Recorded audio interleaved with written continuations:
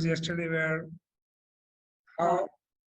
how we take decisions and what is the root cause of all the problems. And we understood that all the problems or challenges we see, the root cause is a decision taken, not anything else. So unless and until we correct those decisions, and then we understood that these decisions are based on our paradigms.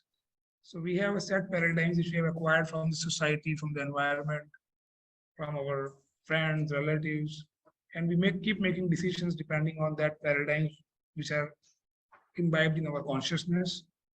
So unless and until we correct those in line with Guru, Shastra and Sadhu, our decisions won't change the end result because the paradigms are still the same. So if we want to change the result, we have to change the paradigm, and depending on the paradigm, we take our decisions so that we achieve the context of our life. Yeah.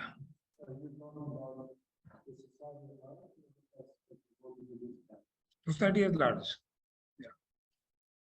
So Srila Prabhupada gave us context behind ISKCON 7 purposes. So within our society, we had this purpose clarity from the day one, and we are expected to be taking decisions as devotees. Everything should be within that 7 purposes laid by Srila Prabhupada. So similarly, we also laid down a purpose here, and that purpose reads like this. This is quite generic. We want stable families living peaceful, healthy lives in prosperity and physical security, free to pursue our own spiritual or religious beliefs. We want adequate, nutritious food, clean water, clean air from fertile landscapes. We time for family, friends, and community, and leisure for cultural and other pursuits. We want real education in contextual decision making to live in harmony as a being in the ecosystem we live in. So till here is what in general all the species needs. Now from further what we will be reading is how we are supposed to be behaving so that we achieve what we want. So which will be brought about by behaving with integrity as a being with all life forms, by ensuring them to live their lifespan performing their functions. So the behavior that is expected is to be cooperating with all the living beings created by the Lord. Any living being that manifests on this planet should be allowed to live full life. We should not intervene in their lifespan, and we should allow them, because Krishna is the seed-giving father, we should allow them to perform their function for the Lord, that is their service to the Lord. Being open, tolerant, non-judgmental, honest, and respectful, ensuring mutual respect and support for team humanity as we live with each other and our environment in harmony. And all this to be ensured for many generations to come. So if we want an ideal life or ideal society, we have to be also careful about the coming generations. We cannot just be thinking about our needs and our requirements. Our behavior should be such that it can be helpful for the people who are going to come in the future. So all to be ensured for many generations to come on the foundation of regenerating soils and biologically diverse communities on Earth's land, in our rivers, lakes, and oceans. So this is kind of context we have prepared, and everything we are discussing will lead us to this context. In connection to this, we have a Vedic understanding. So we have a shlok, Om Purnamada, Purnamidam, Purnat, Purnamudachyate, Purnasya Purnamadaya, Purnameva Vasishyate. So this one shlok describes the entire context. So we are also, that was quite generic. This is from the scriptures, that everything created by the Lord is complete in itself. And everything that is created is working to serve the bigger picture, the whole. Nothing is independent or in parts. So each species is something that is simultaneously a whole in and on itself, as well as a being of a larger whole. These are the peculiarities of this paradigm which we are discussing, that it is synthropic. More you grow, the more resources it generates. So these highlights are generally contrary to our current mindsets. Our current mindset, what we have received today is that when we consume something, it should reduce. But when we talk about Purnam, 1 plus 1 is 1, 1 minus 1 is also 1. So it doesn't diminishes. This is how the Lord created the system. But whatever we have learned, educated, or acquired knowledge is all that it is entropic, it is not syntropic. Increasing population is viewed as a challenge today, but it said it's a resource. Increasing population doesn't deplete the resource in the ecosystem. The resources are available at the site, no need for any inventions. So all resources we need to survive are available at the site. No difference between farm and the farmer as we are being in the farm. So yesterday we had detailed discussion about the functions of farmer, and we understood that the function of farmer is to orchestrate in such a way that all the life form can perform their function for the Lord. That is a farmer. What we know today, a farmer is a person who irrigates, who till the soil, put the seeds, who remove the weeds, and who move the bulls to plow the soil, or move the tractor to plow the soil, and all kind of those difficult paradigms which we have received out of farmer. But from this holistic paradigm, we understand that farmer is a person who orchestrate and allow all the species to perform their function for the Lord on the landscapes. This is what we are. If we don't allow them, for example, if we don't allow a bull to perform its function, so we created functional extinction, and so we have to replace it with a tool. So we did it with a tractor. If we remove the cows from the land, the water infiltration reduced, and so we have to invent a tool called irrigation system, and we started irrigating the soils. But if we think about the forest, forest is fully functional. There is no dysfunctional happen there. There is no human intervention, and it is just moving perfect. There are trees, there are species, they have food to eat, they have everything to manage, live their life, they have their house to live. Everything is just going perfectly. So this is how these 12 forests were. Dwadashakanam. Krishna was also manifesting his pastime in this 12 forest of Braj, and we just have to be living there as one of the being among all the other living beings. This planet is not just created for us. That is anthropocentric view, where we take all the decisions just centered around humans. There are no parts in nature. Each species is something that is simultaneously a whole of itself as well as a part of a larger whole. The whole is more than the sum of its parts. So these are some highlights. How to gauge the health of the soil. So today, we are starting from today now. This is about the ecosystem. So today, the first session will cover the ecosystem literacy, and second session will start with the functions of cows and the potential of the milk which the cow gives. An understanding of the 4 basic processes at work in all ecosystems. Only when these 4 processes are functioning in a farm are we getting real milk, real grains, real vegetables, fruits, and real water. So it is very important to understand this ecosystem. And if we understand this, we will be able to relate with the principle that Krishna is the doer. How Krishna feeds all the life forms on this planet. That is the whole objective of this understanding the ecosystem. Otherwise, today we see that the understanding or the mindset we have is that lot has to be done just to produce our food. Lot has to be done. This is how we understand today. But as per what we are reading today, it will be, if these 4 ecosystems are functioning on your landscapes, and these are totally controlled by the Lord, all these 4 ecosystems we'll see, then food for all is ensured. It is these 4 ecosystem services that a farmer should harvest. So this is what we are, but today we think when we talk about harvesting, we talk about, as we discussed, function and utility also yesterday. So we are mostly taking decision for some utility purpose, but we have to allow the species to perform its function, and then utility will follow. This is how it works. For example, if the cows are not grazing, the inborn function of cows is to graze. When I speak cows, cows means cows as well as bulls. So if they are not grazing, then what milk we get is not the real milk. Because Krishna was ensuring that the cows and bulls were grazing. So the whole presentation is centered around to solve these major challenges that cows are separated from the land. That means they are not getting grazing land. And cows are separated from the calf. They don't live as a social being. And we don't have intelligent caretaker who can ensure that mother cows and mother earth are connected, or the calf and the cow are connected. So these were the main challenge we discussed yesterday. And to solve this, we are continuing the whole presentation. So nature's gift for our quality of life. So there are four ecosystem. Number one is solar energy flow.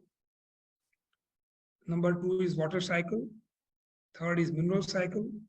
And fourth is community dynamics. If these four are functioning on our landscapes, then only we can get a quality life. When we talk quality life, we mean the context we describe. If you want to achieve the context we describe, then we have to ensure that these ecosystems are functioning.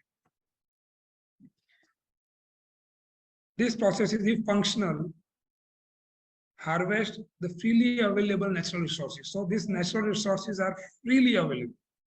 We don't, now the current mindset is we need lot of inputs. We need lot of added inputs, purchased inputs. But the Krishna's mechanism says it is all freely available. You just have to harvest that. Number one is sunlight. Number two is rain, air, dung and urine, even summer and winter. These seasons are also a resource, which we have to view it as a resource, not as a problem. Everything that is controlled by the Lord directly or indirectly through the other demigods, they are all providing resources for us to survive. So this is the first we are learning now, solar energy flow. How much sunlight have we harvested? So the basis of all life depends on the plant's ability through photosynthesis to convert sunlight energy to edible form. So does every economy, every country and civilization. High energy flow means least spillage of sunlight. So this is what we have to ensure, that our soil, we covered this yesterday, function of plants, that our landscape should be covered with living roots. So Srila Prabhupada once mentioned, everywhere green, everywhere Vrindavan. So he was basically, I can relate this part at least after knowing that how important photosynthesis is. Because through the process of photosynthesis, the plant takes energy from the sun and feed the life in the soil. But what is our understanding is, plant takes energy from the soil. But it is opposite of it. More plants means more healthy soil. But our understanding is, if more things will grow, the soil will deplete. So it's totally opposite. The current paradigm, what we have acquired, is totally opposite. The sun's radiation has three potential pathways when it hits our planet. It can be transformed into photosynthesis if there are plants. It can be transformed into evaporation, or it can be transformed into heat. So today we see is most of the fields are open. Mother Earth is just, they call it naked. She has no cover on her now. She should be always with a green sari ideally covered on her.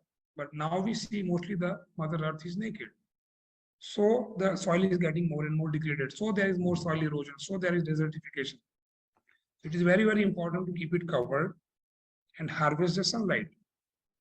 Plants promote soil life by keeping the soil temperature favorable for plant growth, retaining water and biological activity.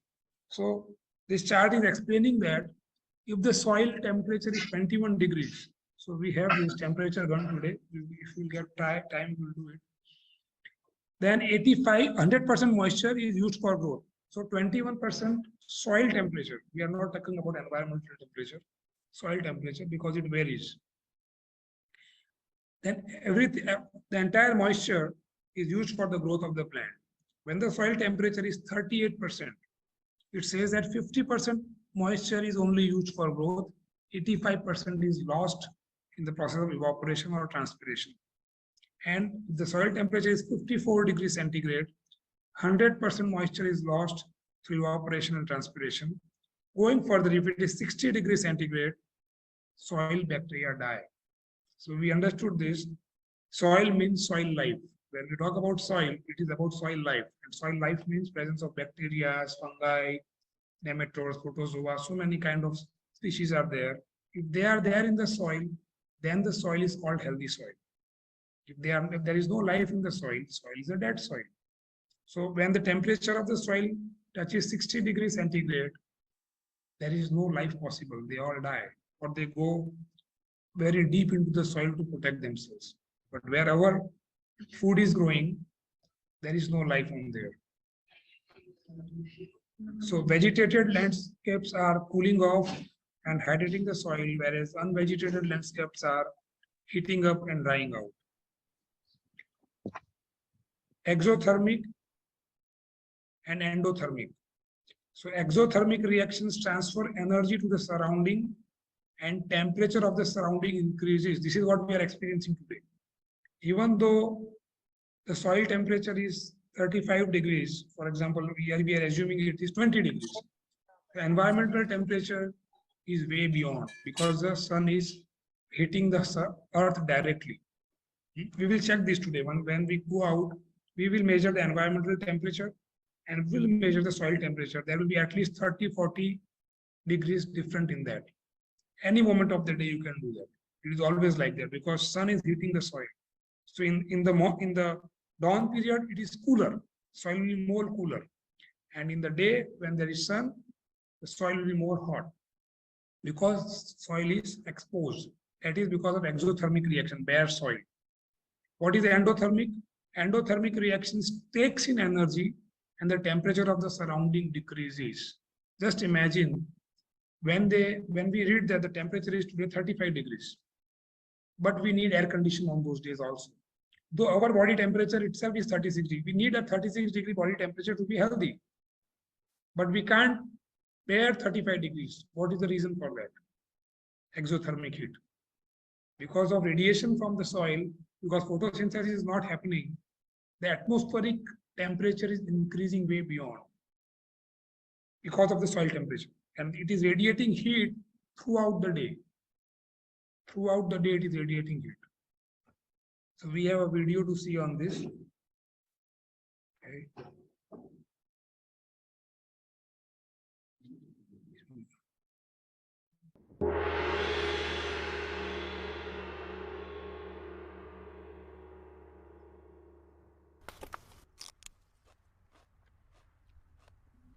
I'm out here today with Kiss the Ground soil expert, Don Smith, because he recently told me an amazing story about what he did with a plant leaf, a piece of green paper, a temperature gun, and the ground, and I just knew we had to get it on camera. Temperature gun. Nailed it! So we've got a green leaf and a green piece of paper. Finn, I want you to use this temperature gun and shoot the leaf and the paper. Okay, so the leaf is 59.7. Wow, the paper is 89.6. That's a 30-degree temperature difference. I knew plants were cool, but that was huge difference. Explain. Unlike the paper, the plants are actually evaporating and using the power from the sun to photosynthesize. And that process, making carbohydrates, is actually endothermic, meaning it's a cooling process. Oh, so they're like solar-powered air conditioners. Yeah, exactly. Don, what about all this bare soil? It feels freaking hot. Bring the temperature gun over here. Oh my God, it's 138.9. So with bare tilled soil like this, with temperatures that high, we're literally cooking the soil. And Don, farmers everywhere in current agriculture are leaving soil bare. What kind of effect is this having across the globe? Well, bare soil causes something called the heat island effect. That affects the water supply, changes weather patterns, causes desertification. It's a huge global problem. So bottom line is we should keep the soil covered with living plants. Yes, crops, cover crops, even weeds are better than bare soil. What we've learned today is that plants are cool and bare soil is not.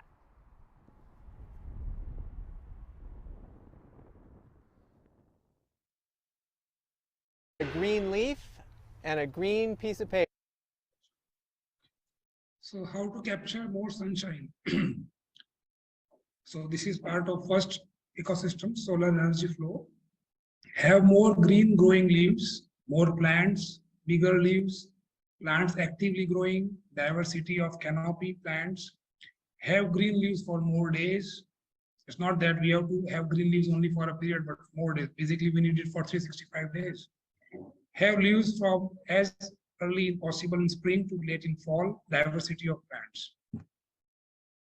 So any plant can do photosynthesis. For solar energy flow, Krishna has not described that, or even science is not describing. He said even weeds can do photosynthesis. So, but our understanding is that weeds are damaging the soil. The weeds are competing. Actually, weeds are cooperating with the crop. But because the current education, the paradigm given is contrary to this, everybody is removing weeds. Everybody is busy doing this work, but we are not supposed to be doing that because they are all doing photosynthesis. No bad soil, a must in cropping to avoid spillage of sunlight. So our requirement is there should be no bad soil. Our crops, land should be harvesting at least 200 to 300 different types of sugars produced by different types of plant leaves. So this is the kind of variety we need on the fields, not that few kind of crops. The more diversity is there, the better is the photosynthetic rate and capacity, better will be the soil life, better nutrients will be produced by the soil, and so plants will be more healthy. But if we reduce the diversity on the soil, we can't get healthy food. Next is water cycle. So first one was flow. It is not a cycle. First ecosystem was the flow, solar energy flow. We are just harvesting it, storing in the soil. Second is water cycle. How much rain have we harvested? So as we read in the beginning, we are harvesting, farmer is harvesting the 4 ecosystem processes. Solar energy flow, now water, how to harvest this water? Efficient water cycle means least spillage of rainwater. So whatever comes should be on our soil. It should not go out from our landscapes. We should be having a system where it stays with us. So that is arranged by the nature for that patch of land. We should know how to retain it. So there is a small video on this. So the first thing we want to do is clip off the grass. So we're looking right at the soil surface and water running on that instead of through a whole bunch of grass. What we're going to do is we're going to drive an infiltration ring into the ground and then put some water into it. And basically it amounts to 1 inch of water, and we will time that so we can see how long it takes for the water to go in. So we basically start with this ring here and drive it into the ground. So what we do now is we basically just put a piece of saran wrap in the ring to hold the water up until we're ready to start the timer and start the water running. And then we have pre-measured 440 milliliters of water, which in a 6-inch ring equals 1 inch of water going into the ground. Pull that out, let the water start to go, start the timer. And you don't want to leave because it goes in pretty fast on this rangeland. So that's about it right there. 10.1 seconds.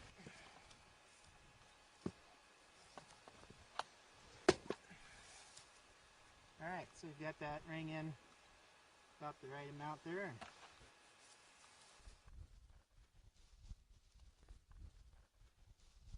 Going to add an inch of water to this soil profile and start the clock and see how long it takes to infiltrate that inch of water. And some have said as much as 150 to 200 pounds per acre of production will be lost with every inch of water that runs off the soil. So this infiltration matters quite a bit in terms of how productive the rangeland will be, and it ties into the bottom line, the economics of an operation as well. So we've we've run through and it took 7 minutes and 3 seconds to get that inch of water into this soil profile. Quite a bit different from the more diverse rangeland, the higher condition rangeland, where it only took 10 seconds to infiltrate that inch of water into that grass. So we're going to see what has happened in the last 9 months since this got converted to cropland. Even though they didn't till it, we'll see what effect the cropping and the killing of the grass has had on this soil right here. So we're going to go ahead and pound a ring into the ground and see what happens with our inch of water.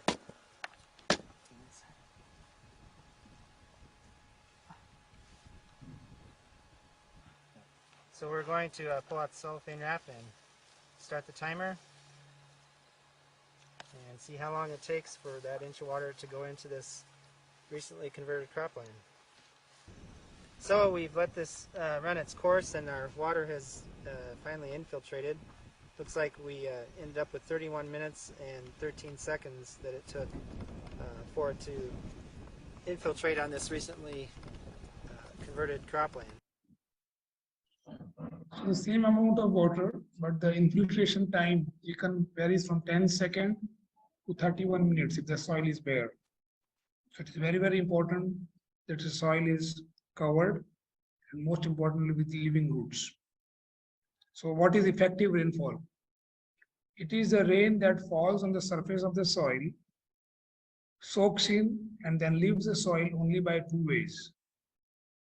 Number one, by flowing through the soil to perennial flows, underground reservoirs. Number two, by transpiration through green growing plants. So this is the only way the water should leave our land. Then only the rainfall is effective. So whatever comes through the roots of the plant, it should infiltrate and either should be stored in the topsoil, is the transpiration process that it will release. Or number two, if it is more, it should go to the aquifers down there. But today we are using the water from the aquifers and exhausting all the water we have. Because the rainwater we don't know how to harvest. So effective rainfall, we do not have life because there is water, but we have water because there is life in the soil. This is very important point to understand. Because today our soils have no life forms in it. So that the infiltration capacity of the soil is finished.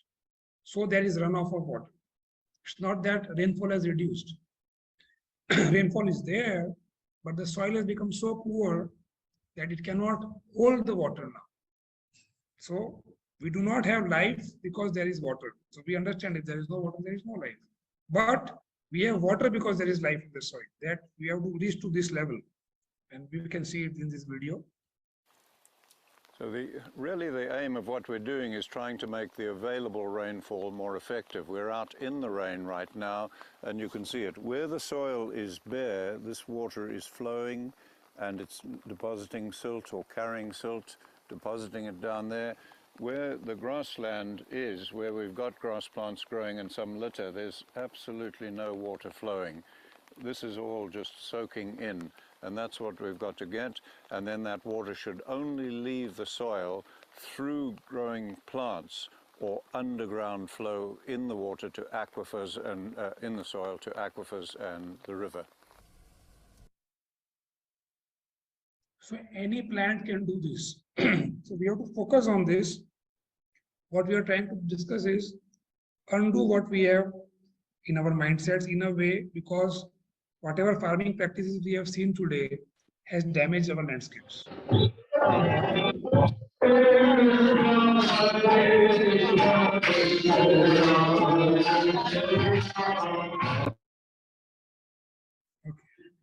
So it has damaged our landscape because there is no water infiltration, there is no soil life, because we are following our paradigm sincerely of uprooting the things, of removing the cows from the land, removing the bulls from the land. No field have trees now, all trees are gone because we want to move tractors. We started doing irrigation because we thought that Krishna is not sending enough rain. I have to make my own intelligent system. So I will make a factory, make pipe, generate electricity, pump water back to the field and grow my food. But what did you get? Poor health.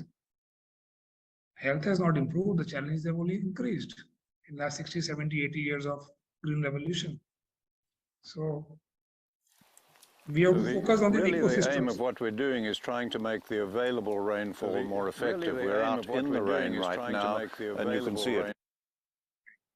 Springs form when the rainfall is effective. They can come back if the rainfall is made effective. So this is the best drinking water, full of minerals. So, but now we don't see springs many places, maybe somewhere near some mountains or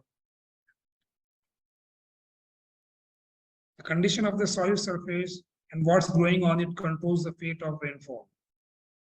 So if it is covered with green, there is good infiltration, absorption of the water.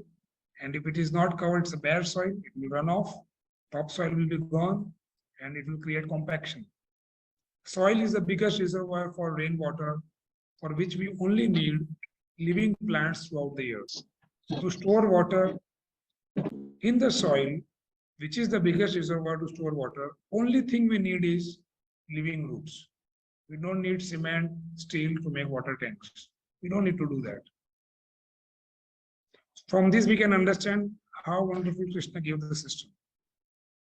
Today we see this. This is all unintended consequences. Water runoff is an unintended consequence for wrong decision we took of removing cows from the land.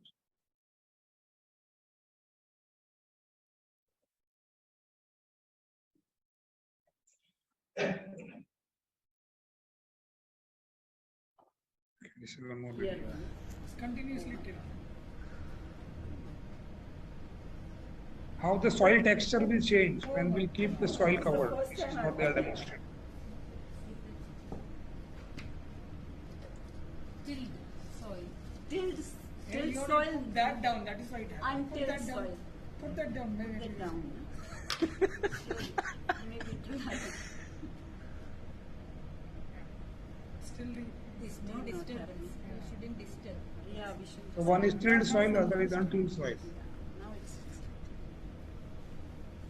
That one is absorbed. You can see if you come close. Bubbles there. Bubbles are there. That is air spaces are there. Water is. what it going is doing, soaked. it is doing so much of pollution you see in this.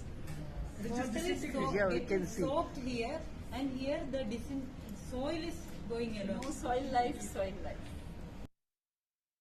So soil life means there will be no disintegration of the soil then. Surface ponding, capped soil.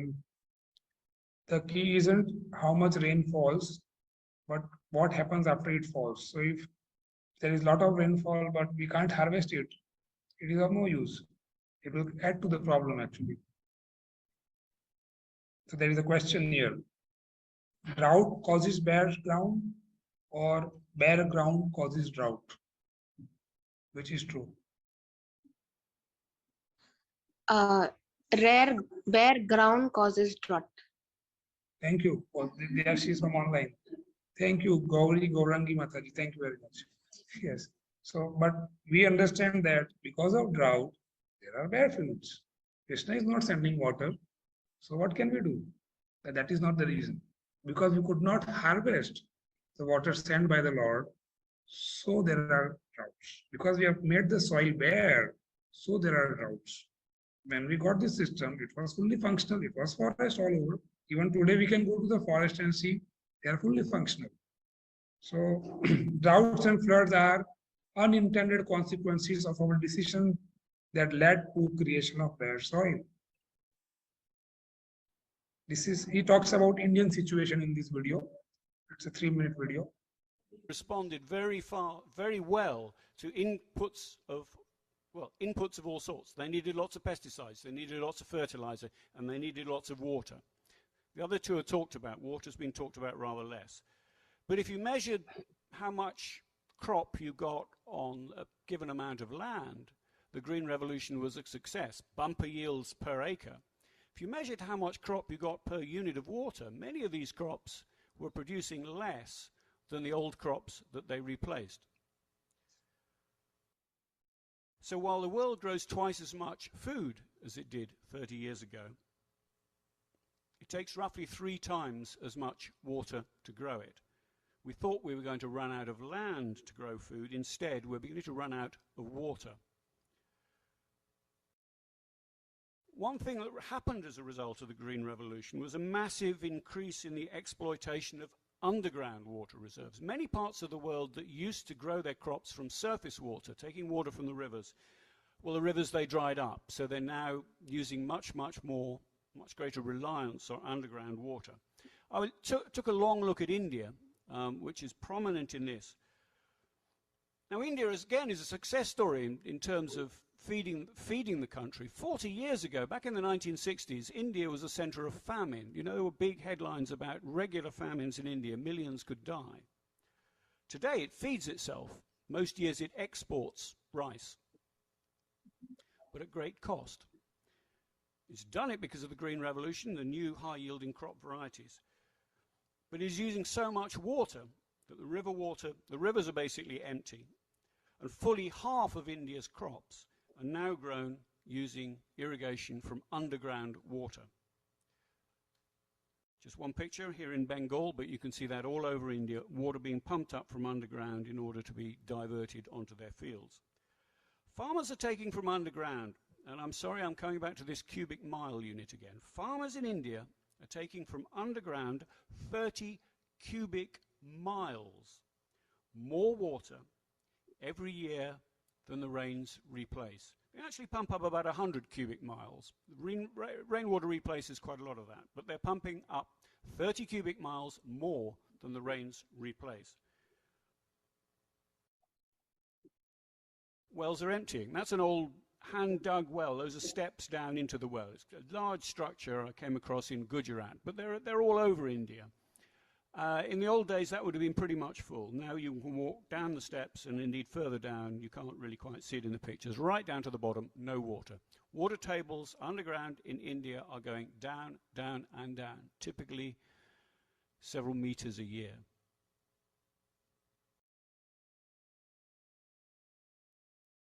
Yeah. So this was about water cycle.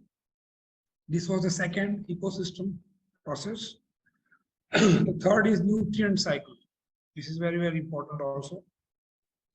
The cycling of nutrients from plants to other organisms in the soil and back to plants. This makes the whole cycle. For example, if we understand the economy, if I am manufacturing something, I purchase raw material, I pay to the raw material supplier. I employ some people to convert the raw material to a finished product with the help of electricity, some machinery, some people all engaged together. I pay to all of them. I get my fixed product, finished product.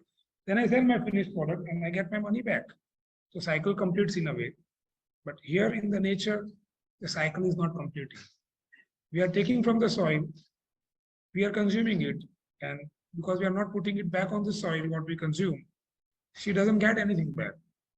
So previously, not previously, even today, for example, we are growing wheat. We can harvest our wheat grains, but the grass is for the cows. But what we are doing is we cut the grass, it goes somewhere where the cow is somewhere, and she eats it there, and the dung falls there. So the fertility which this soil has given is lost. We have exported the fertility out.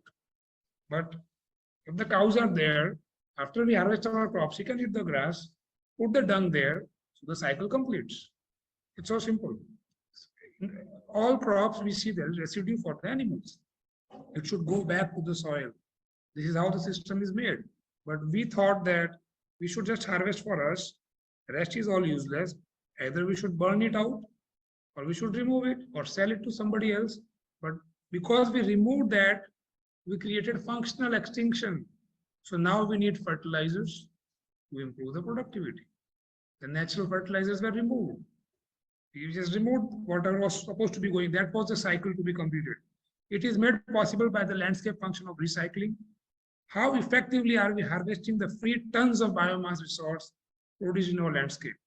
So by the process of feeding, all the life that move in our landscape are responsibly recycling the biomass produced on it. So everybody's job is to recycle. We also recycle. All the species recycle. So cows are the species which is recycling a huge amount of food. She is designed like with a big stomach, small leg, a small mouth, and a small tail. 80% is stomach. 4 compartments. She's meant to be eating and recycling the biomass, but she's made totally dysfunctional, kept in a place where we feed them grass, but that is not their function. Their function is to graze. So the whole nutrient cycle disrupted because of this thing. So this is from some of our temple.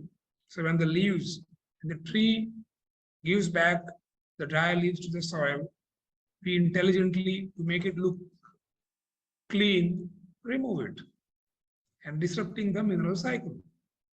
Who will do that function? Then we have to add some phosphorus, something we have to keep adding, that adds to the cost. But otherwise the cycle, it is allowed. Most trees and shrubs lose their leaves, which then fall to the ground where they can biologically decay. We don't have to do anything. It will biologically decay, allowing the nutrients to re-enter the mineral cycle. Every year in the bulk of world landscape, there has to be massive production of billions of tons of above ground plant parts. All the biomass that follows a rain is a food and habitat for all the beings on the earth. Take the right decision on how to recycle the biomass. So either we cut it or basically we are disrupting the photosynthesis, the mineral cycle. If we remove these roots, we are disrupting it. The cows will come, she will graze and make it ready for the next crop. But our system is to remove it, then we'll bring the tractor, till it, then a lot of things. We know what we'll do after that. Or we export this. All the paddy straw will be accumulated, loaded in a car, and we go to some place where the cows are there. So basically we are exporting the fertility. So we are withdrawing from the bank balance and not depositing back. So what will happen? The balance will reduce. It is not possible to take more out of a soil than what is put in it without degrading its quality. So the quality is degrading. Sorry, he explains this. The soil is our capital and hence it should Soil be is like a bank account. In a bank account, you cannot withdraw more than what you put in it. You must balance the bank account very carefully, and always if you want your bank account to increase, the input must exceed the output. Soil is the same way.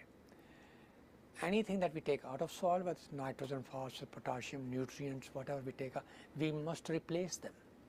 If you do not replace, and that's an example of taking for granted, if you do not replace, soil will not produce.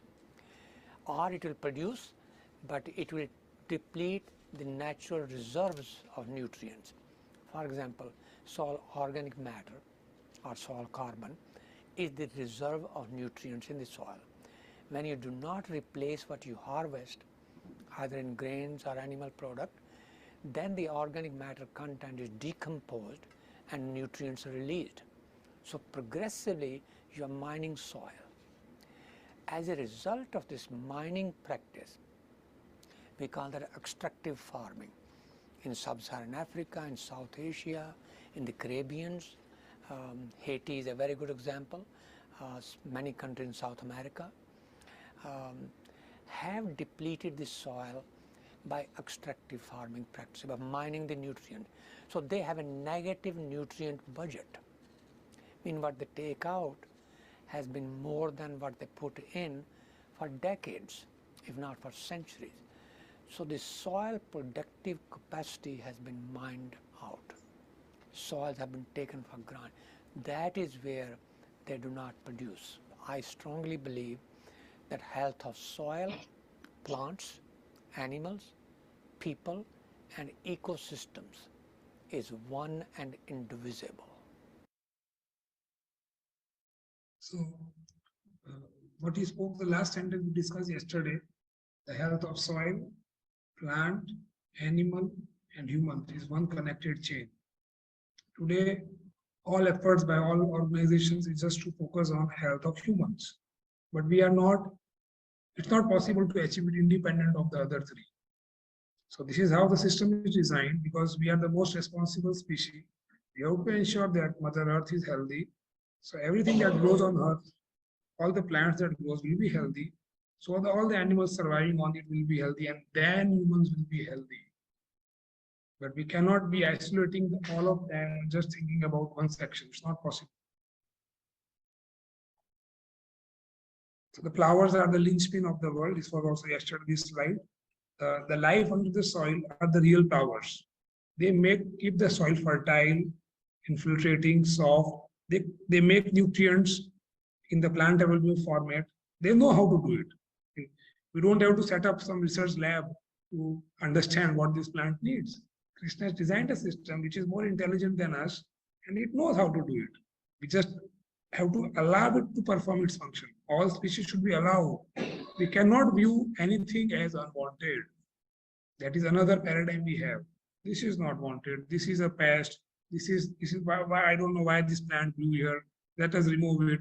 So we think that everything that is manifested by the nature, not we think because we are bad, but because this is how we are raised. This is how we have been programmed in this world. So we think like this, and we are just following it with the paradigm we got. But this is explaining us that every single thing, Krishna is the seed-giving father. So all the species that manifest has a function to perform. We just have to accept this principle, nothing more. Just this principle has to be accepted. And if Krishna is the seed-giving father, then any species that has got its birth has a right to live full life. At least that has to be accepted. If we accept that, all ecosystem functions will start functioning. Because we are not accepting this, these ecosystems are not manifesting properly. So this was, we saw this video today, just a photo. 1980, when they started using these tractors, the birds used to come because there was a lot of soil life there. The soil was not tilled enough. But now it is tilled so much that even though the tractors are moving, no birds come because already soil life is gone. So now we keep substituting with, so for example, at a point in time, they are using 10 pounds of fertilizers to fertilize an acre of a land. Now that requirement is at least 30, 40 pounds. So our input cost has gone way beyond, and so the farming has become non-profitable. So this all ecosystems processes functioning will make farming profitable. As tillage has caused severe soil erosion, where are we farming now? So the topsoil is gone. We are already somewhere. We see now the rock beds. In many places, if you go to Rajasthan, you don't have topsoil left now. It is all eroded already. How can you grow things? So all tillage tools destroy soil structure. All tillage tools decreases water infiltration, and all tillage tools reduce organic matter. And so the nutrient in the food is diminishing. So in 1950, apple used to have 4.3 milligram of iron, one apple. So they used to say, doctor, one apple a day keeps the doctor away, something like this, right? Now, to get similar amount of iron, you have to eat this many apples. Or how much is this? 26. Because it's only 0.18 milligram of iron available now in an apple. That is the diminution in the nutrient values. This is in Hindi, so I'm not playing this video, but he's explaining that the nutrient from the plates has gone, and this is because of these are unintended consequences of applying purchase inputs. We are purchasing inputs to produce our crops, but to produce the food, we don't need any purchase inputs. We just have to harvest the ecosystem processes. So we learn solar energy flow, water cycle, mineral cycle. We are in that, and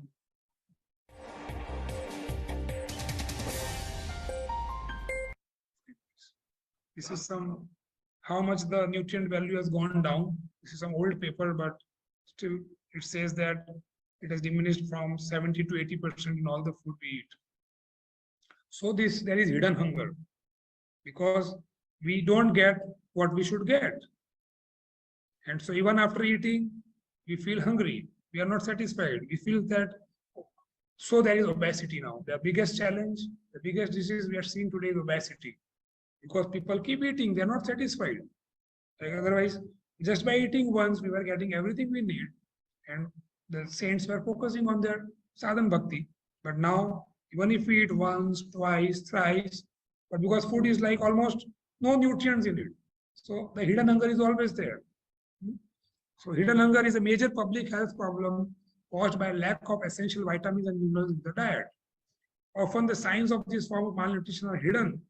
As individuals may look all right, but suffer extremely negative impact on health and well-being. So in 1965, 4% of our population had a chronic disease, but today 46% of our children have chronic disease. So the successive generation is becoming more weaker and weaker because of poor soil. Concept of brittleness.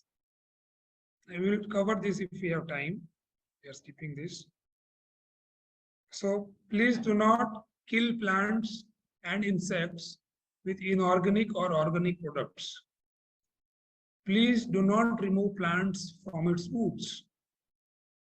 So when we talk plants, we talk all species of plants. It can be named anything by us. Please do not remove crop residues or plant biomass from where it was grown. It has to be recycled because this is disrupting the mineral cycle. Please do not burn the crop residues. Please do not reprune a plant with livestock or a technology before it has recovered. So this point we will cover in detail tomorrow. What is means by repruning a plant before it has recovered fully? That has caused big damage today. Repruning a plant before it has fully recovered. This will be covered tomorrow in detail. Yeah. So what the function of landscape is explaining We've here. never bothered to realise that if the single function of a landscape is to recycle as much of each year's production or each day's production as it can. But in the case of recycling, reduce oxidation to absolute minimum, retain water at the highest particular potential, and it's only able to be done with plants. He can't do it, he can help the plants do it. But if he doesn't use the plants at the end of the day, he's wasted his time. Yep. So it's very, very important to follow this ecosystem thing. And last is community dynamics or biodiversity. So we heard many times that we have to establish farm communities. So we will understand what community means now. There's no such thing as an independent organism. All species need other species in order to survive. As we were discussing yesterday, a question, the survival of the fittest. So every species depends on the other. And that does not mean that if a rat is, or if a cat is eating a rat, cat is more stronger. Or if a dog is eating a cat, it is more stronger. Or if a dog is eaten by a lion, he's more stronger. This is how the nature is designed. Everybody survives on another species. Nobody is independent. So we are to be surviving on Patram Pushpam Phalam Toyam. That is sanctioned for us. But if you go out of that, then we are disrupting the cycle of survival of the fittest. Otherwise, we are following it. Succession is the process of change and development in communities of all living organisms, including plants, microorganisms, and small and large creatures of every sort. A species will move into an environment when the conditions are suitable for its establishment. This is very important. We have a paradigm of understanding that I want to grow this tree, so I will put it there. But it will never manifest like that. What it says is the species will move into an environment when the conditions are suitable for its establishment. If we follow this principle of Krishna is the doer, then. But when we want to establish our doership and do things more faster as a decision, then we have to be ready for putting in more purchased inputs, more time, more energy to take care of that species. But otherwise, a species will move into an environment when the conditions are suitable. You cannot stop that. Something will come on its own. And will move out of that environment when the conditions become unsuitable for its reproduction. That is another thing. So there is a continuous succession going on in the nature. If we don't intervene, if we just orchestrate this ecosystem process, then it will be performing its full function like that. But because we think something is growing, I can't relate with it, so I uproot it. So we are disrupting the cycle. We are disrupting this natural succession process of the ecosystem. So this is defining if there is a bare soil, because we are seeing bare soil almost everywhere. So the succession will go like this: from bare rock, chunks, small annual plants, perennial herbs, grassy shrubs, shade intolerant trees, and climax is shade tolerant trees. This is how the succession will move in the positive direction if we allow the ecosystems to function. If we don't allow, it will stop. The next picture will show make it more clear. Shade intolerant means which doesn't give shade. They are like straight, doesn't give much shade for us. And shade tolerant means big canopy. Pioneer plants move into an area, change the condition, and then they are outcompeted by plants that thrive in the changed soil conditions. So this is a photo taken from a farm where a cactus was growing, you can see, and now the cactus is already leaving the place because the neem tree has already taken over. So they don't compete, there is cooperation, and as the soil quality improves, the plant which came first will live on its own, and the better plants will keep coming. So this is how the succession works in the nature. But we don't understand the soil quality, and we might try to plant trees which we want, and then we may understand, oh, it failed. I was giving it enough water, I took good care, but it died. But it is not conducive for that species to survive on its own. Then you have to supply water throughout the year, you have to supply some manure throughout the year. A lot of work will come from our side if we want to manifest the things the way we want. Otherwise, things will be evolving in natural succession, because this is how the system is designed by the Lord. So the greater the diversity of plants, the greater the diversity of microbes. It is the diversity in microorganisms that makes it possible for natural system to be so functional and healthy compared to the sterile, lifeless, and thwarted systems offered by monoculture with their limited microbial diversity. So if we have one kind of a plant growing on the entire land, only one set of microbes will come with it. So if you have different varieties of plants growing, there is diversity of microbes, and the soil becomes more healthier. Above ground diversity is a mirror for the below ground diversity. Biodiversity feeds itself. So we don't have to do anything. The plants are feeding the microbes are feeding the plants. It's going on its own. We don't have to do anything. So biodiversity is feeding itself through the process of photosynthesis function. All resources are free.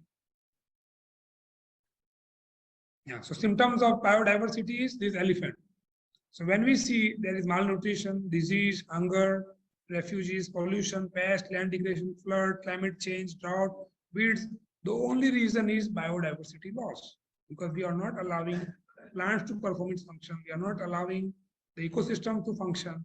So we see these challenges. That is the only problem. Infections and infestations are symptoms of lack of diversity. Pandemics and epidemics are symptoms of diversity loss. Need for tools, technology in farming. Each tool is replacing the job of a species in biodiverse populations. So as we are reducing the species, we are bringing in technology. The more we will remove the species, more we have to work, more we have to put inputs. This is how we are making Krishna's system dysfunctional. And then we are making our own manufacturing things, Ugra Karma, and trying to manage it. But it will have a lot of unintended consequences because the health is degrading.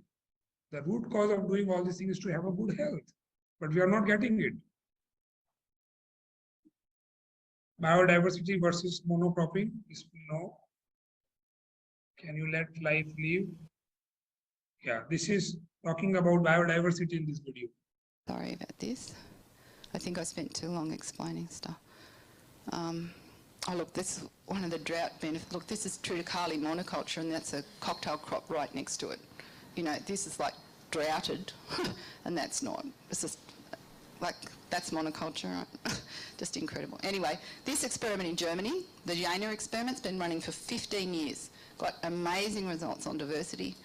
They compared having one plant or 2 or 4 or 8 or 16 different plant species in these plots that they did. They had 78 different plots with all these different mixtures, and they looked at none, 100 or 200 kilos of nitrogen per hectare per year, and it was a multifactorial experiment. So you have one kind of plant with 200 kilos and one kind of plant with 100 and whatever, or 16 kinds of plants with none. You know, you get it, like all combinations of all of those factors. And they found that having 8 or 16 plant species produce more biomass. So if you're graziers, this is what you need to know. 8 or 16 plant species produce more biomass than having 1 or 2 plant species there with 200 kilos of N. So diversity did far more for their soil and their productivity than nitrogen fertiliser. So so high diversity produced greater plant yield than high N. I'll leave it there. I won't go into any more detail on that. Okay, thank you. So they were experimenting for 15 years in Germany to like having 1 crop, 2 crop, 4 crop, 8 crops, 16 crops. And they came to this conclusion that more variety is giving better yields for the soil. Most importantly, soil remains more healthy, and also the production increases of what we are growing.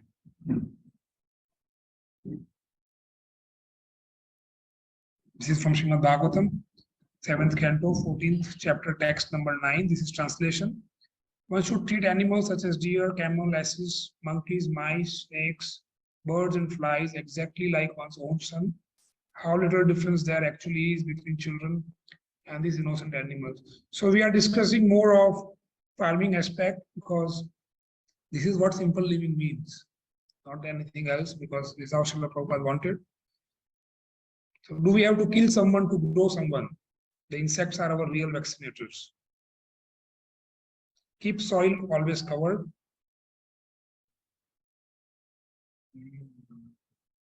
So sustainable regenerative farming is in our ability to harvest the freely available resources: sunlight, rain, air, and dung and urine.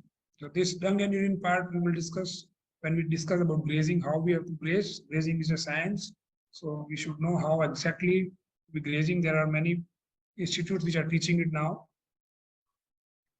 So as to method, there may be a million and then some, but principles are few. So we are discussing principles. We are not restricting the method of farming.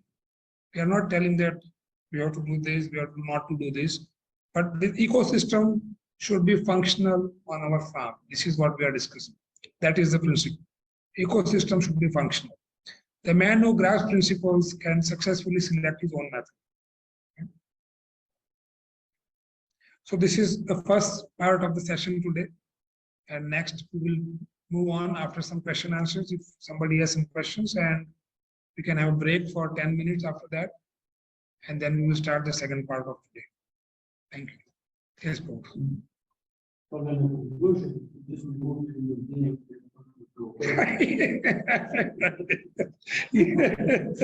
Makes sense. Makes a lot of sense. So the nature has started working like this. Now I heard from one of the doctor, his name is Zach Push, he's from US. He says that in America, 2 out of every 5 child taking birth is an autistic child now. It's already happening. Nature is changing the course like that. Even though they are there, as you said, they are dysfunctional. They cannot do anything. They are already out of the system. So nature is continuously reorganizing, relentlessly working. It will not stop functioning. It will keep functioning, but with unintended consequences. If you don't understand it, there will be some things which will go wrong, like in green revolution. The water table depleted, the nutrients are gone, climate has changed, a lot of global warming is there, health are poor, more hospitals than ever before, still the diseases are increasing. These are all unintended. Nobody wants this. No government designed a policy to increase diseases in the country. No institution wants it, but still it is happening. So that means there is some wrong decision taken. So we are just trying to address that the wrong decision taken is these ecosystems are not functioning, and this can be fully functional only when cows are moving on the land, when the cows are grazing. He said that after the Second World War, many companies were producing mustard gas and different kinds of killing agents, converted those gases into fertilizers and herbicides and insecticides. And that's why it became that kind of revolution Wow. And they convinced everyone, this in America, to have wonderful golf courses. You know, just nice green grass everywhere, no weeds, no nothing. And if you had any, you could throw some, you know, herbicide on. But that was chemicals that were converted from fertilizers were part of that chemical change for the body. Survive. They hired scientists to convince, and at first they said it worked, that they could fertilize. Because they just thought that the soil was like a sponge, right? You just then you put things in it, and things will grow on its own. And it did produce more in the beginning, but the consequences of sand eventually kills everything. Yes. Thank you. Yes. And Chaitanya is speaks about keeping the beads apart. So I find it hard to, I want to know how this process of uprooting the beads is modern misconceived ideology. Yeah. Very good question. So what I understand from this is weeds are only growing when we have done something wrong. Otherwise, there won't be weeds. In the Bhakti Lata, there are weeds only there is something we have done wrong. So once we rectify this wrongdoing, if we allow the ecosystem to function, then there will be no competition of the weeds, because our understanding today that this particular species is a weed because we think that it is competing with our main crop. That is our understanding. Otherwise, we have nothing to do with that. But our paradigm is that it is competing with our main crop. But that is not the reality. Now the research is telling that it is not competing. It is just signifying that something is deficient in the soil. It is signifying that. And when you keep moving the cows, it disappears. You will see that. There are no weed till today. The chemical farming or the scientists or researchers, whatever weedicides they have invented, not even one weed has been successfully removed. Not even one. They are admitting it now. Not even one weed. So what the inference from this is that they are coming as a solution, not as a problem, but we are not relating with it. So now this soil biologists or the ecologists have changed the word of weed to cover crop now. They call it a cover crop because wherever the soil is not covered, this grows as a mechanism to protect the soil. But when it is covered, the growth is very minimal compared to when it is uncovered. So our job is to keep it covered most of the time. After harvesting, we should move the cows, as we'll be covering tomorrow in detail, how the exact system functions. And then everything that grows, once we get our share, the fear that is working in our mindset is that we will not get our enough food. This is why these things have started happening. There is no other reason behind it. If you get your food, why would you disturb anybody else? But the understanding why we are trying to do this is that it will disturb us. So it is weed. So if Kam, Krodh, Lobh, Moh, Mad, these are the real weeds or the anarthas, which are described. So if they are not there, if there is no Kam, Krodh, Lobh, Moh, Mad, then what we have to remove? These are the things we have to remove. And in this function, in this process of farming, we are eliminating those weeds, the real weeds described in Chaitanya Charitamrita. Otherwise, if you are removing killing somebody, you are signifying greed in your heart. It is signifying greed for others. Because of your greediness, you are killing somebody. That is kind of a greediness. So the anarthas will only go when we follow this process of simple living, where we live on the land, we allow the ecosystem to perform. Then there will be, we are not depending on any result, we are depending on the Lord. We are not performing any act to produce food. Krishna has arranged a system to produce the food. So Kam, Krodh, what will you be angry about now? The system is functioning perfectly. It is giving you your food, a peaceful life to live. So the real weeds, as you rightly mentioned, are because of this imperfect lifestyle we are living today. It is not going Kam, Krodh, Lobh, Moh. We have tried for so much time. So once we are in this process, then the only activity left is chant Hare Krishna and be happy. So we focus on the Yug Dharma then.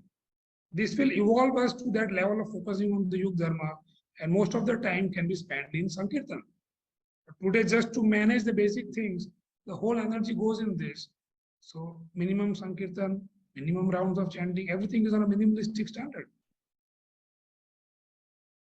Yeah, years ago, we get the title, but it's all about each week will tell you what kind of soil you have. If it's alkaline soil, well, that's certain kind of grow. If it's acidic, if it's bleeded, and then if you change the soil, then the weed will grow. You can keep killing the weed, but as you say, it'll keep growing because the soil is fertile. If it's a dry soil, they'll keep growing. If it's too wet, it won't grow. And coming back to her point, we don't focus on the environment. If I'm lusting and I'm thinking of women, it's not going to make me remove that. I have to think of Krishna. So that's the healthy soil. I have to focus on Krishna, which is the healthy soil. And then my anarchist will be removed. But if I just meditate on the anarchist, no, I may know the anarchist, but that's not going to remove. So the healthy soil is what removes the weeds, not the poison that we try to put in to kill the weeds. Thank you.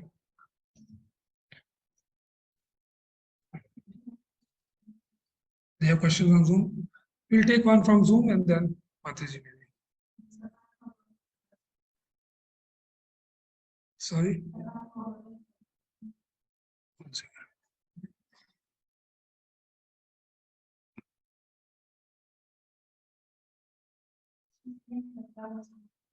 Can you read the question? Who is raising the hand? Okay, so you can speak. Sorry. Yeah, I mean, he's written Galaxy here, so I don't know what is his name, but you can ask the question, Prabhu or Mataji. Hare Krishna, Prabhu. I am Yegatma Govindas from Tamil Nadu, Tirunelveli. Okay. Hare Krishna, Prabhu. Visnunam, Prabhu. Hare Krishna, yes, sir. Yes. Prabhu, I am from Tirunelveli, Tamil Nadu, near Kanyakumari.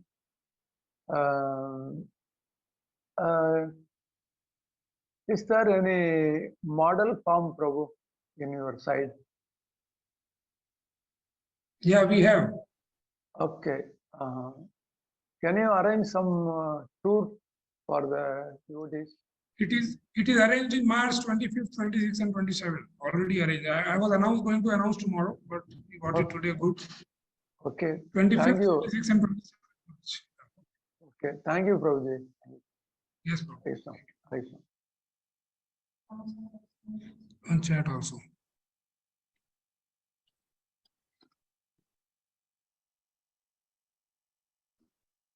What should be the ideal time gap between two crops? Okay. So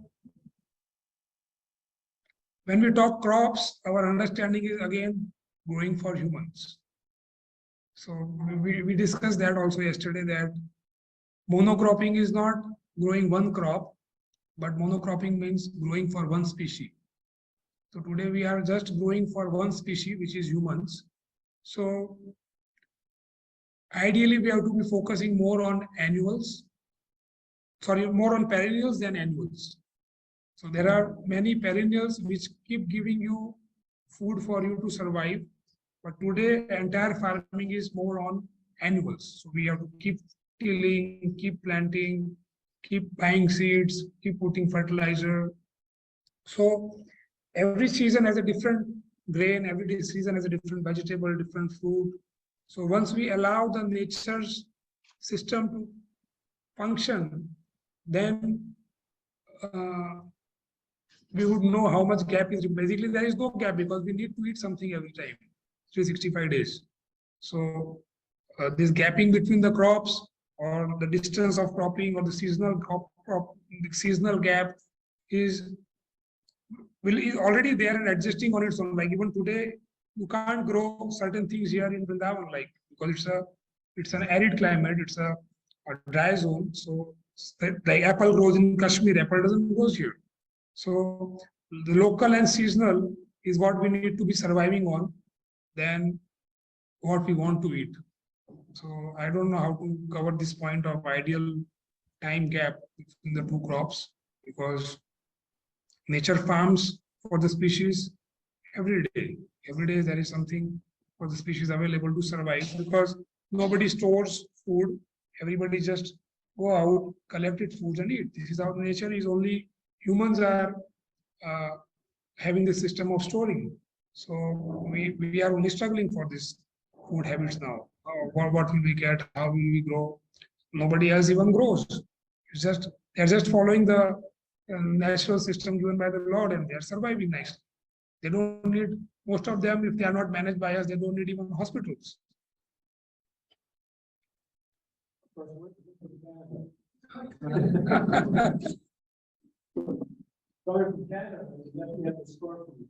Yes.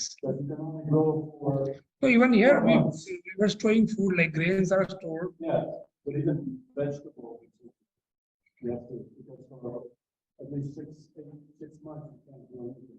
Because Snow. you don't want 20 degrees. No. Okay, they can't hear the comments. What should we do for that? Can we give that login to him? If he speaks on your phone, then everybody would be able to echo. Okay. So should I should repeat, will be taking long time. You can give this to him. Because thank you for this. I was just mentioning that we're from Canada. I'm from Canada. My wife also. Although he was, he's a traitor. So you have to store food for quite, a good 6 months. So of course, the previous farmers, in the old days, they would, like build things in the ground, and they would store potatoes, carrots, beets, and things like that. And that's how they would survive the winter, because it gets to -20, -30. So, there's tons of snow. So you can't grow anything on that. But a point I wanted to present in your presentation is that, okay, we're meant to grow and let all species do their thing, but there are species that are not so good. They eat the crops. There's, like blight, all sorts of things that infest your crops. So, of course, that's more getting into the details. The principles right today, as you're presenting principles, but then there are details that will have to be added to your presentation because when you have tomatoes and you get blight, your whole crop, even if you got 5 tomatoes growing, they'll take everything away. And so. That is similar as you mentioned from Prabhu's book, that it is conducive for that species to come and eat tomato only to eat. After when it will not come. So we covered it yesterday. There is a science called brick count, BRIX, bricks. So if the bricks is above 14, no pest or no insect comes to the plant. That it is fit for humans to consume. So it is sold at a double price in the market now. So oranges with brick count of 10. Brick count is nothing but the nutrient content of the food. So we have I will bring it to today. I forgot to the refractometer.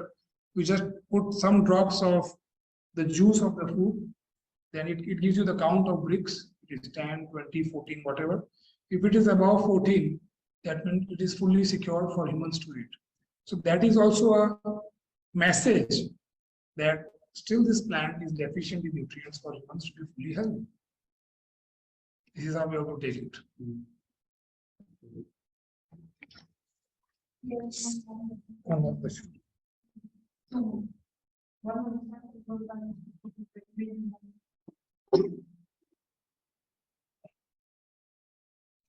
Yes, Prabhu. Prabhupada Acharya, you can ask your question. Hare Krishna, Dandavad Prabhu. Dandavad Pranam, yes. So, can you give an example of how you're going to integrate an annual? Let's just take one example, like wheat. So, through its production, it's in the ground, it grows grass, and then it produces the seed, and then the plant dies, dries up, And then what do you do with the roots? What do you do with that? Are you just going to leave it there on the ground, or like, how do you, and then for the next time you're going to grow wheat, what do you do? And like that, how does that practically work in your system? Yeah. So that this practical aspect is the last part tomorrow, the last part, tomorrow's second half, where we will be just moving on stage, step 1, step 2, step 3, step 4, how to graze the cows, how to put our grains, how to bring the cows on the cropping land, on the grazing land, how to divide the project into grazing land and cropping land. That will be in detail shown tomorrow. But very nice question. Thank you for that. Okay.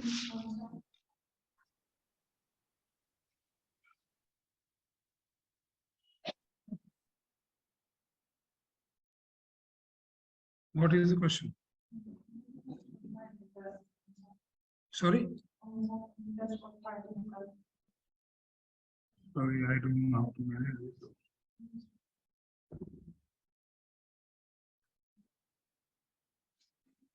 This? Nowadays, water level has gone so much down that even if we have green cover and rainwater is getting infiltrated 100%, I haven't seen water level coming up even in many years to come. Okay, so thank you for sharing that. But there are instances where farmers have seen this also, like the project which we are going to visit in March. This is just near Jaipur, Prabhuji's place. So it was like a stony land. Nothing was growing on it like 7-8 years back. And today is almost like a forest. And there is no water there. Even today in the ground, there is no water. But in the topsoil, there is water. So your observation is very valid, because the aquifers to recharge require this effort to be followed by many, many farmers. Just one farmer cannot change the entire scenario. Yes, Prabhu. Yeah.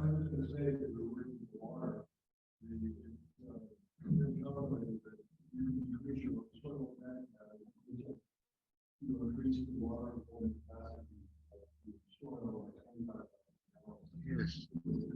Yeah.